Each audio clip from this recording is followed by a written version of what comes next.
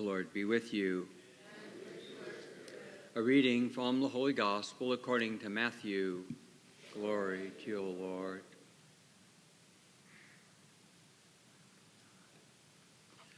At that time, Jesus walked by the Sea of Galilee, went up the mountain, and sat down there. Great crowds came to him, having with them the lame, the blind, the deformed, the mute, and many others. They placed them at his feet, and he cured them. The crowds were amazed when they saw the mute speaking, the deformed made whole, the lame walking, and the blind able to see, and they glorified the God of Israel. Jesus summoned the disciples and said, "My heart is moved with pity for this crowd, for they have been with me now for 3 days and have nothing to eat. I do not want to send them away hungry, for fear they may collapse on the way." The disciples said to him, "Where would we ever get enough bread in this deserted place to satisfy such a crowd?" Jesus said to them, "How many loaves do you have?" 7, they replied, "and a few fish." He ordered the crowd to sit down on the ground, then took the 7 loaves and the fish, gave thanks, broke the loaves, and gave them to the disciples, who in turn gave them to the crowd. They all ate and were satisfied. They picked up the fragments left over, 7 baskets full. The Gospel of the Lord.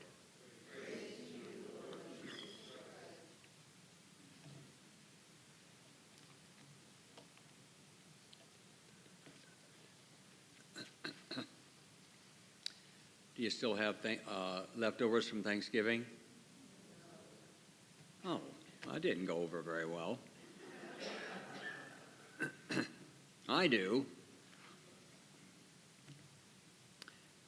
What was more important at your Thanksgiving meal, the food or the people? I know you know the right answer. But the food is a close second, right? There you go.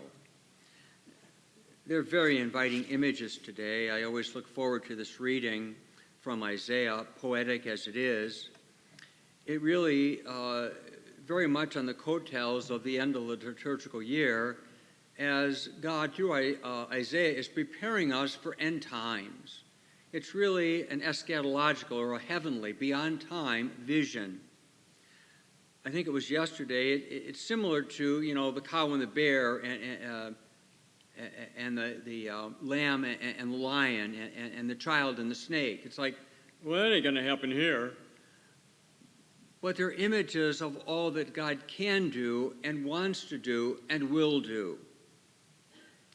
Very different than our time as a first world country. People lived hand to mouth day by day.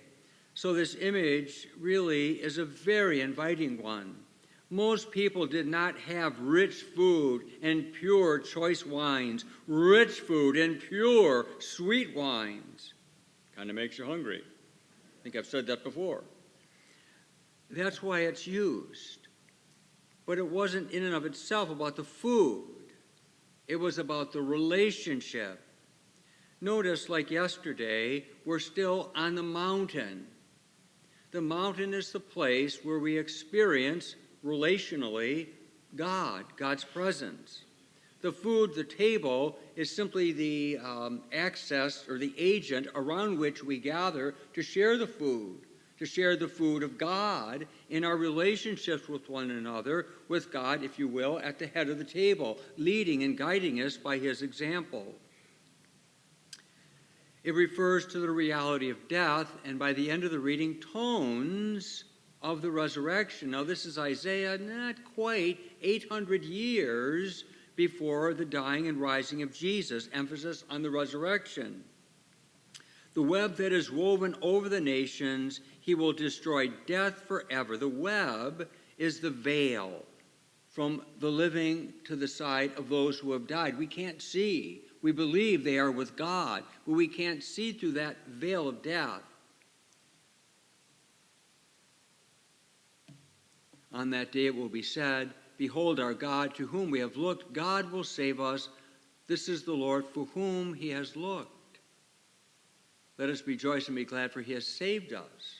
The illusion, not illusion, it's an illusion rather than illusion. It assumes, anticipates the resurrection, life after death. We've heard the story of the multiplication of loaves how many different times, because it's in all four Gospels. This is a real experience. Again, the mountain. Jesus went up the mountain and sat down. Jesus is the teacher. So he's gathering the people. Now, distance-wise, geographically, mile-wise, how far are they from the nearest town? But they're following Jesus. Now, again, make the image real. They have been with me now 3 days. Would you last 3 days in the desert without food or water? I would like to suggest that because they were seeing the power of his miracles, they got their backpacks or their knapsacks or however they carried stuff. They took whatever food or water they could carry or they could manage to buy as they left town. And it's like, we have to stay with this guy and see what he's going to do next. But after 3 days, most of that food has got to be gone. So where did the 7 loaves and the few fish come from? Not to mention the fact, what kind of shape you think them fish were in? Well, obviously they were dried and they were salted. It's the only way they could preserve fish. But still, would you want a 3-day-old fish that hasn't been in the fridge? No. Now, this wasn't nice big fat loaves of ciabatta bread, but they were the little loaves, the pita breads that we call today, I presume. But again, it impresses me, and it's been said before, these are not original insights to myself, that part of the miracle of the multiplication of the loaves is that people shared or were willing to hand over to Jesus, well, really what they had left. Why would they do that? Now, this is 3 days. How many people did Jesus heal in 3 days? Now, this was a laborious task, because if they went out there having with them the lame, the blind, the deformed, the mute, and many others, the lame and the blind and the deformed needed a lot of help to get all the way out there. They either carried them, or at best they had to help them walk. This was laboriously challenging and difficult. They had to work up an appetite. But it seems to me that if for 3 days they saw Jesus heal 20, 50, 100 people, 100 or 100, it's a guess. But is it Luke or Mark's gospel, how many were fed? 5,000, not counting the men, the women, and the children. Well, did Jesus heal 1,000 people? So if people are seeing all these miracles, if he can make the blind see and the lame walk and the deformed made whole and the mute speak, I'm giving him my bread and see what he can do with that. I think that's what happened. I don't think the disciples, the 12, had the loaves in their backpacks. I think they went around and said, okay, who's got any food we can share? And then Jesus multiplied it. So how do we make that real in our lives? When you've seen or experienced a blessing, a favor, or even a miracle, what was your response? Did it inspire a new gratitude, a new worship, a new praise? Did it inspire in you a new generosity to share in some kind of a way with others? That's what these people did, because they perceived a power and a light, a newness, and they were correct. This was literally the advent of the Lord's coming. He's showing them signs of the coming of the kingdom of God.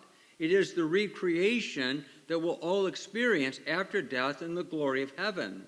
But Jesus is that sign, giving new life to the blind, the lame, the deformed, etc., by his power to heal. Think about the images, not just the sweet, juicy wines and the pure, rich foods, but think about the table, because this is that table. I know we have to say it's a mystery because it is, but try to put a face on that. Try to put some words or a thought or a pondering or reflection on the fact that you're receiving, by the word and the promise of Jesus, this is my body. This bread is my body. This blood is, this cup, this wine is my blood.